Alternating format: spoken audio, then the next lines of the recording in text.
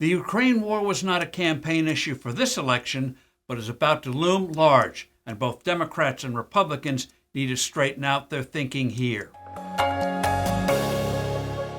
Hello, I'm Steve Forbes, and this is What's Ahead, where you get the insights you need to better navigate these turbulent times. A growing number of Republicans are turning against providing Ukraine weapons to defend itself against Putin's attempts to conquer their country and Russify its unwilling population. Progressive Democrats are also lining up to defund aid to Kyiv.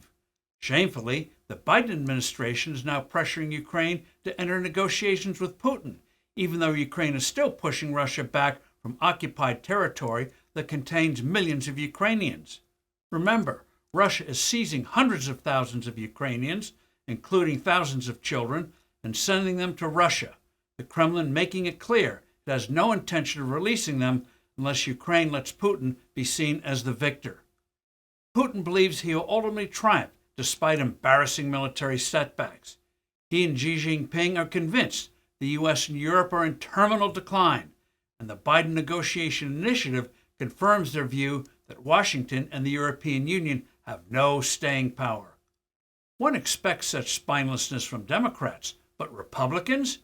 GOP skeptics trot out several lines of criticism. They're against an open-ended commitment of help, citing where that led in Iraq and Afghanistan. They say Ukraine's fate has nothing to do with our security, since the country was once part of the Russian Empire. These Republicans ask why we spend money on Ukraine while criminally neglecting the necessity of securing our own borders. And they add we should be doing more to help Taiwan and counter the growing military might of China. These and other critiques don't hold up. As for open-endedness, well, when Ukraine gets a victory against Putin, that will be the end of our commitment. Victory, that's what we're aiming for. Reestablishing control over our borders and responding to Chinese belligerence doesn't preclude helping Ukraine. Ukraine's security, in fact, is linked to ours.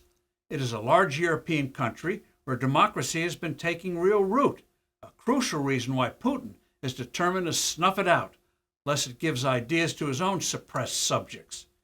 Ukraine has been independent since 1991, when the Soviet Union shattered. Its independent existence was recognized by Russia. Putin hasn't hid his desire to recreate the Soviet Union. Conquering Ukraine is crucial to that goal. With Ukraine under his belt, Putin would go after Lithuania, Latvia, and Estonia. Being small, these countries would be easy pickings compared to Ukraine. Those countries are NATO members, but Putin figures the U.S. would not risk war with Russia to defend them. Their conquest would shatter NATO, showing it to be a paper lion.